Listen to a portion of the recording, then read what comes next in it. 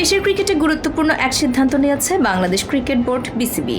জাতীয় দলের সাবেক ক্রিকেটার ও নারী দলের সাবেক নির্বাচক ও ম্যানেজার মঞ্জুরুল ইসলামকে ভবিষ্যতে দেশের ক্রিকেটের কোনো কর্মকাণ্ডে সম্পৃক্ত না করার সিদ্ধান্ত হয়েছে বোর্ডের ভার্চুয়াল সভায়।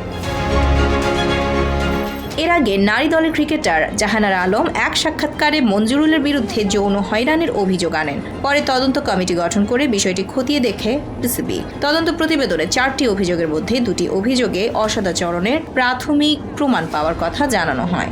আবার এটা নিয়ে আমরা মজাও করতাম। বাংলাদেশ ক্রিকেট বোর্ডের ভাষ্য অনুযায়ী মঞ্জুরুল ইসলামের কিছু আচরণ পেশাদার মানদণ্ডের সঙ্গে অসামঞ্জস্যপূর্ণ ছিল এবং সুপ্রিম কোর্টের নির্দেশিকার আলোকে তা অসদাচরণের আওতায় পড়ে।